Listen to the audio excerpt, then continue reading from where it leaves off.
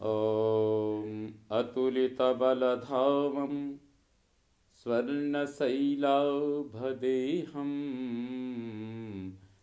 दनुजवनकृशानुं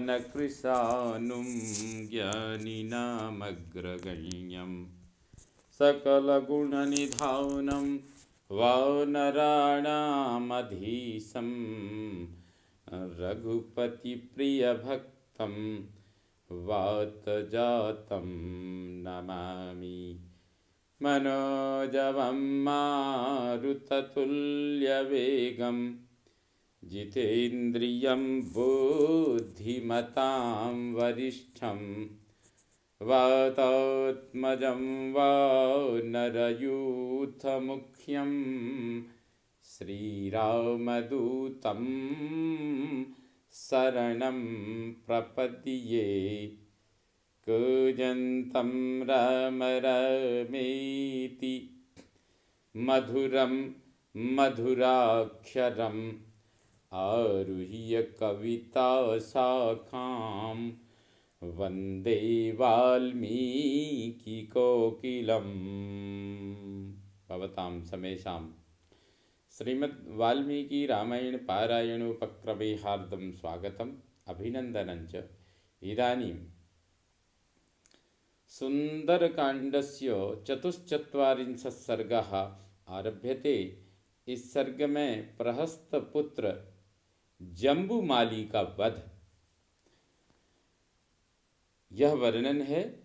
संदिष्टो राक्षसेन्द्रेण प्रहस्तस्य सुतो बली जम्बुमाली महादंष्ट्रो निर्जगाम धनुर्धरः। राक्षस राज रावण की आज्ञा पाकर प्रहस्त का बलवान पुत्र जम्बुमाली, जिसकी दाढ़ें बहुत बड़ी थी, हाथ में धनुष लिए राजमहल में बाहर निकला। रक्तमाल्याम्बरधरः सृग्वीरुचिरकुण्डलः महान् विवृतनयनः चंडः समर दुर्जयः। वह लाल रंग के फूलों की माला और लाल रंग के ही वस्त्र पहने हुए था। उसके गले में हार और कानों में कुंडल शोभा दे रहे थे। उसकी आंखें घूम रही थीं। वह विशाल काय क्रोधी और संग्राम में दुर्जय था। धनुषक्रधनु प्रख्यम महदरुचिरसायकं विस्फारयाणो वेगेनो वज्रासनि समस्वनम। उसका धनुष इंद्रधनुष के समान विशाल था। उसके द्वारा छोड़े जाने वाले बाण भी बड़े सुंदर थे। जब वह वेग से उस धनुष को खींचता तब उससे वज्र और असनी के समान गड़गड़ाहट पैदा होती थी। तस्य विस्फार घोषेण धनुषो महता दिशा प्रदिशश्च नभश्चैव सहसा समपूर्यत।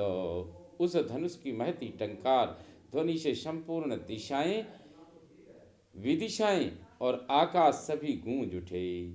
रथेन खरयुक्तेन तमागतमुदीक्ष्य सः हनुमान् वेगसम्पन्नो जहर्ष च ननाद च। वह गधे जुते हुए रथ पर बैठकर आया था। उसे देखकर वेगशाली हनुमान जी बड़े प्रसन्न हुए और जोर जोर से गर्जना करने लगे।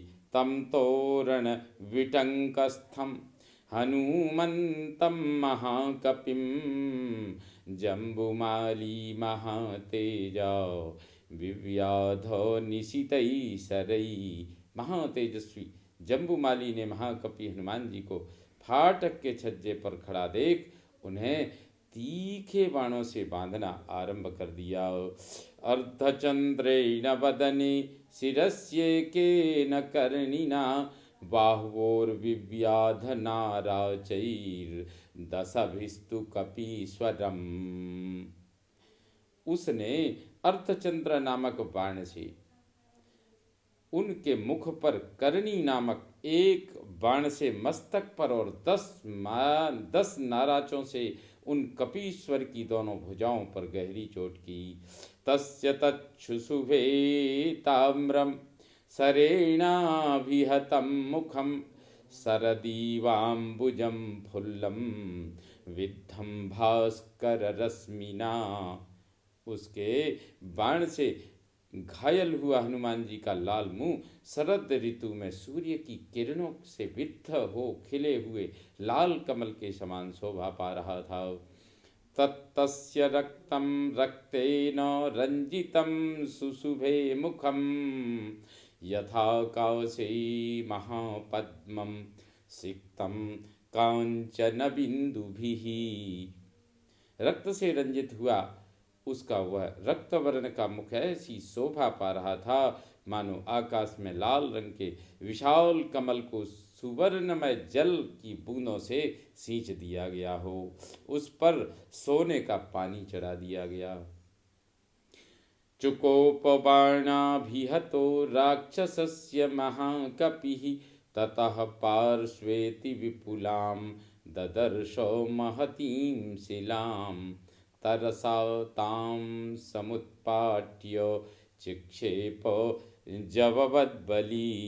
राक्षस जम्बूमाली के बाणों की चोट खाकर महाकपि हनुमान जी कुपित हो उठे। उन्होंने अपने पास ही पत्थर की एक बहुत बड़ी चट्टान पड़ी देखी और उसे वेग से उठाकर उन बलवान वीर ने बड़े जोर से उस राक्षस की ओर फेंका। ताम शरैर्दशभिः क्रुद्धस्ताडयामास राक्षसः विपन्नं कर्म तद्दृष्ट्वा हनुमांश्चण्डविक्रमः सालं विपुलमुत्पाट्य भ्रामयामास वीर्यवान। किंतु क्रोध में भरे उस राक्षस ने 10 बाण मारकर उस प्रस्तर शिला को तोड़ फोड़ डाला। उसने उस कर्म को व्यर्थ हुआ देख प्रचंड पराक्रमी और बलशाली हनुमान ने एक विशाल साल का वृक्ष उखाड़कर उसे घुमाना आरंभ किया। भ्रामयन्तं कपिं दृष्ट्वा सालवृक्षं महाबलं चिक्षेप सुबहून् बाणान् जम्बुमाली महाबलः। उन महान बलशाली वानर वीर को साल का वृक्ष घुमाते देख महाबली जम्बुमाली ने उनके ऊपर बहुत से बाणों की वर्षा की। सालम चतुर्भिश्चिच्छेद वानरं पंचभिर्भुजे उरस्येकेन बाणेन दशभिस्तुस्तनान्तरे। उसने 4 बाणों से साल वृक्ष को काट गिराया। 5 से हनुमान जी की भुजाओं में, 1 बाण से उनकी छाती में और 10 बाणों से उनके दोनों स्तनों के मध्य भाग में चोट पहुंचाई। ससरै पूरित तनु क्रोधेन महतावृतः तमेव परिघं गृह्य भ्रामयामास वेगितः। बाणों से हनुमान जी का सारा शरीर भर गया। फिर तो उन्हें बड़ा क्रोध हुआ और उन्होंने उसी परिघ को उठाकर उसे बड़े वेग से घुमाना आरंभ किया। अतिवेगेन भ्रामयित्वा बलोत्कटः परिघं पातयामास जम्बुमालेर्महोरसी। अत्यंत वेगवान और उत्कट बलशाली हनुमान ने बड़े वेग से घुमाकर उस परिघ को जम्बुमाली की विशाल छाती से दे मारा। तस्य चैव शिरो नास्ति न बाहु जानुनी न च न धनुर्न रथो नाश्वास् तत्रादृश्यन्तने शवः। फिर तो न उसके मस्तक का पता लगा और न दोनों भुजाओं तथा घुटनों का ही, न धनुष बचा न रथ, न वहाँ घोड़े दिखाई दिए और न बाण ही। सहतस्तरसा तेन जम्बुमाली महारथः पपात निहतो भूमौ चूर्णितांग इव द्रुमः। उस परिघ से वेग पूर्वक मारा गया महारथी जम्बुमाली चूर चूर हुए वृक्ष की भांति पृथ्वी पर गिर पड़ा। जम्बुमालिं सुनिहतं विकिङ्करांश्च महाबलान् चुक्रोध रावणः श्रुत्वा क्रोधसंरक्तलोचनः। जम्बूमाली तथा महाबली किंकरों के मारे जाने का समाचार सुनकर रावण को बड़ा क्रोध हुआ। उसकी आंखें रोष से रक्त वर्ण की हो गईं। सरोष संवर्तित ताम्रलोचनः प्रहस्तपुत्रे निहते महाबले अमात्यपुत्रानतिवीर्य विक्रमान् समादिदेशासु निशाचरेश्वरः।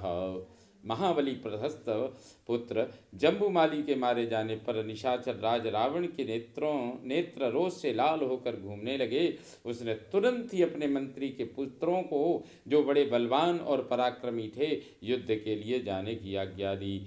इत्यार्षे श्रीमद् रामायणे वाल्मीकि आदिकाव्ये सुंदरकांडे चतुश्चत्वारिंशः सर्गः सम्पूर्णतां याति। ओं पूर्णमदः पूर्णमिदं पूर्णात् पूर्णमुदच्यते पूर्णस्य पूर्णमादाय पूर्णमेवावशिष्यते। ओं सर्वे भवन्तु सुखिनः सर्वे सन्तु निरामया सर्वे भद्राणि पश्यन्तु मा कश्चित् दुःखभाग् भवेत्। ओम शांति शांति शांति। श्रीरामचंद्रो विजयते तदाम्।